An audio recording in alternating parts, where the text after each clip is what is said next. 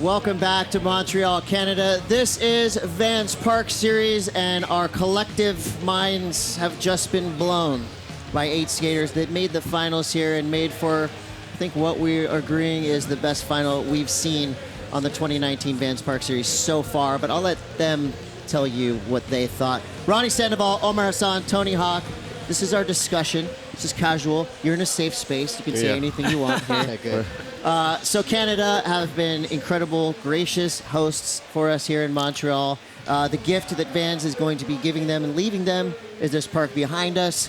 On a scale of 1 to 10, give us your rating of this permanent Vans Legacy Park.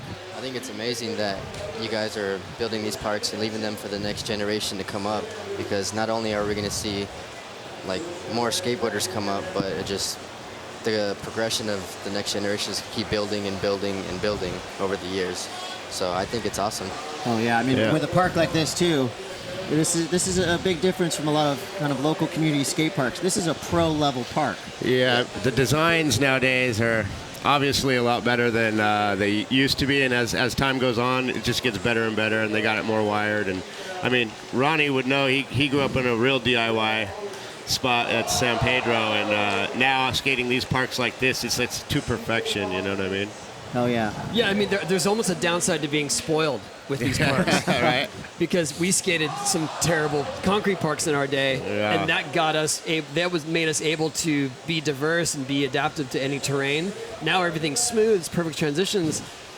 There's not a lot of diversity in terms of getting ready to skate something that is a little off. I was having this weird cyber deja vu when I came here.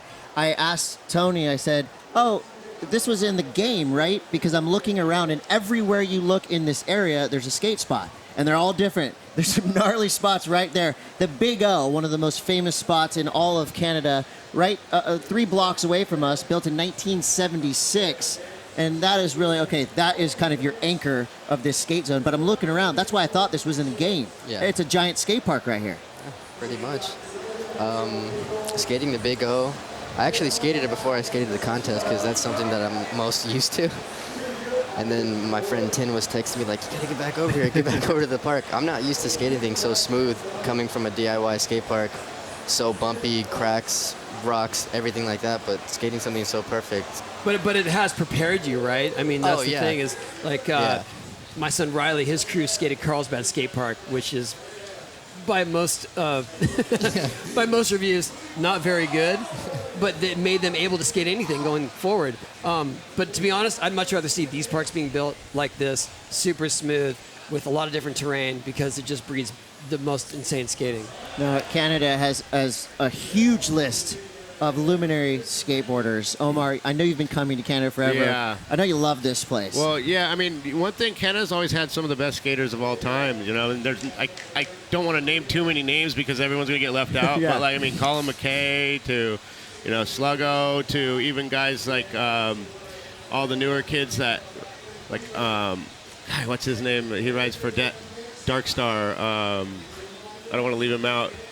Ryan DeCenzo. Yes. Like guys like Ryan DeCenzo. I mean, that's what I mean. If I start thinking of the names, Oh, like, yeah. you know, like, but Mac now, like, it's just like one of those things where they have the scene's been going on for years, and they're all just incredible skateboarders, and that's kind of like they're known for that, you know. I was watching the Love Letters to Skateboarding. I'm going, oh yeah, that guy's Canadian too. My list of favorite skateboarders, 50% Canadian. So something that we've been talking about at Vans Park Series over this season is the link between what we see here and the DIY skate parks that have started to be built, you know, 10, 20 years ago. Places like, you know, where you grew up skating in San Pedro, Washington Street, Burnside. There's a park in Vancouver called Leaside.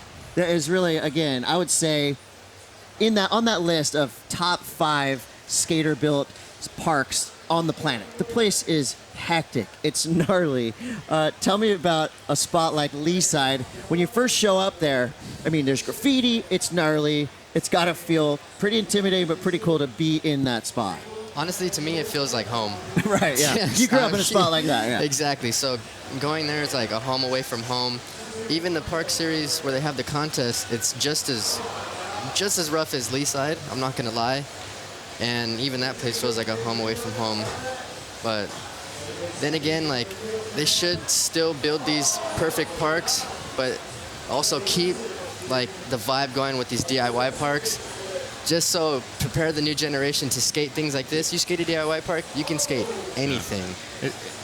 It also goes back to now that the parks are so perfect, people want to find the challenging parks because they know that if you do something gnarly in a challenging park, then you're stepping it up. You know what I mean? And that's like a whole nother. A lot of street cred there. Yeah, you get like me and Tony just went to the Big O today. That's what I was gonna say. We just went to the Big O instead of skating this. Yeah. Tony's still bleeding. I mean, that shows you right there. The thing about that is Tony didn't really know what to expect. He knew it was kind of gnarly and stuff, but by the end of the day, we were like battling it, and it was challenging, turned into super fun, you know? And that's kind of like what I feel like a lot of kids also look for in the DIY scene is they want that challenge. But I still blame you for this. Yeah, right? That's Omar's fault. Hey, I'm glad. He battled it and made it. He survived. I cut my head open at the Big O yesterday, carving through the loop, I was going to try to eggplant on the other side, but I cut my head on the roof. Oh, it's so small in there. I didn't mess around in there. Yeah. You're telling him. You're talking to him. And I'm 6'3". I avoided trying to. So the Big O's not that big. No. It's about and it's not really an O. It's more of an oval. Yeah.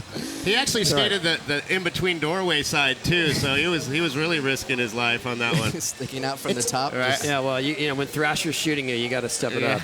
It's one of those marquee skate spots. I grew up skating, looking at magazines. That's a place I've been wanting to go since I was a kid. And there's spots like that all over the world. You think of Montreal skateboarding, you're like, oh, Big O. And then, you have all these parks and everything around. But for a skater, you're thinking of places and towns in a completely different way than the average tourist. And I love that about places like this. Yeah. And the fact that, like you said, Ronnie, skaters are not going to stop digging. They're not going to stop building. You could have 15 of these parks in Montreal. Somebody's in the woods making their own stuff to skate right now. Yeah, and that's the beauty of the DIY movement, because the idea that you and your friends, you don't need permission, you don't need much. A couple shovels, a couple bags of cement. You sometimes might need permission. You might want to ask. I was going to say, well, the most if you don't ask, they can't say no. In fact, is location. But I was going to say, San Pedro's a perfect example. Yeah. They built it, and then people shut it down. Yeah. And also, DIY falls into a lot of different categories, because I know you skated some pretty bad ramps in your life. Oh, yeah. And then, like, the stuff that a lot of people had to skate, coming up to these parks being perfect, it's like, it took a long time for them to perfect that whole situation. That's a great point. DIY doesn't necessarily mean picking up a shovel. It can be getting a petition, going through the Tony Hawk Foundation to get a park built in your town. So there are many different ways to do it yourself. It's just a matter of doing it, getting that scene going in your town. All right, so from DIYs to the Montreal scene, let's talk about what we just saw.